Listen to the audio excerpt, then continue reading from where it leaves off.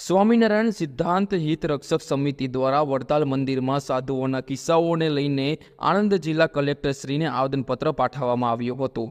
સ્વામિનારાયણ સાધુ જ્યારે ભગવા વસ્ત્રો ધારણ કરે ત્યારે નિયમોનું પાલન કરવું ખૂબ જ જરૂરી બનતું હોય છે। સ્ત્રી સાથે બોલવું નહીં, સ્ત્રી સામે જોવું નહીં, અનેક પ્રકારના જે નિયમોનું પાલન કરવું જરૂરી બનતું હોય છે। તેમ છતાં વડતાલ મંદિરના અમુક સ્વામીઓ દ્વારા નિયમોનો ભંગ કરવામાં આવી રહ્યો છે અને સ્વામિનારાયણ સંપ્રદાયને બદનામ કરવા સતત પ્રયત્નો કરવામાં આવી રહ્યા છે, જેને લઈને આણંદ કલેક્ટરશ્રીને 10થી પણ વધુ મુદ્દાઓને લઈને આવેદનપત્ર આપવામાં આવ્યું હતું। ભક્તોની અંદર ભારે રોષ જોવા મળ્યો હતો, જેને લઈને ભક્તો દ્વારા કલેક્ટર કચેરી નીચે સ્વામિનારાયણની ધૂન કરવામાં આવી હતી અને વહેલી તકે કાયદેસરની કાર્યવાહી હાથ ધરવા ભક્તો દ્વારા માંગણી કરી હતી। મારું નામ કૃષ્ણા છે, હું સોજિત્રાથી આવી છું અને મારું કેવું અથવા તો અમારા બધાનું કેવું એટલું જ છે કે જે ભગવાધારી સાધુઓ છે એના ઉપર સમગ્ર સમાજને જેને વિશ્વાસ છે અને જેના સંગે રહેવા માટે જેનાથી સારા સંસ્કાર મળે એવું બધા એના માટે જતા હોય છે, પરંતુ અત્યારે જે લંપટ સાધુઓ ભગવાધારી વસ્ત્રો ધારણ કરી અને જે શોષણ કરે છે, દુષ્કર્મ કરે છે, તો અમારી માંગ એટલી જ છે કે એવા લંપટ સાધુઓને અહીંયાથી હટાવો।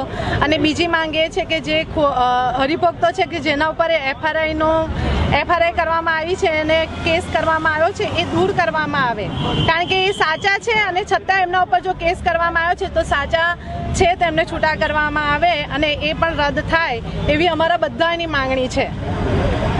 મારું નામ છે મિથુન, હું સોજિત્રાથી આવ્યો છું। અમે એના માટે આવ્યા છે કે અત્યારે જે અમારા સ્વામિનારાયણ સંપ્રદાયની મય ખોટા સાધુઓ ભગવા ધરીને બેઠા છે અને એ લોકો ખોટા કામ કરે, દુષ્કર્મ કરે છે, જેથી અમે એને ભગાવવા માંગીએ છીએ અને અમે સરકારશ્રી જોડે એ જ માગણી કરીએ છીએ કે અમને ભગાવો। બીજી કોઈ અમારી માગણી નથી। અને બીજી એક કે એ લોકોએ ખોટી અમારા હરિભક્તો ઉપર એફઆરઆઈ કરી છે કે જે લોકો સાચા છે આ તો ઉપરથી એવું થયું ચોર કોટવાલ કો દાટે એવી વાત કરી છે આ લોકોએ। એટલે એથી અમારી બીજી માંગ એ છે કે હરિભક્તો ઉપર જે ખોટા કેસ થયા છે એનો તાત્કાલિક બાતલ કરે અને બસ અમારી આ જ માંગ છે।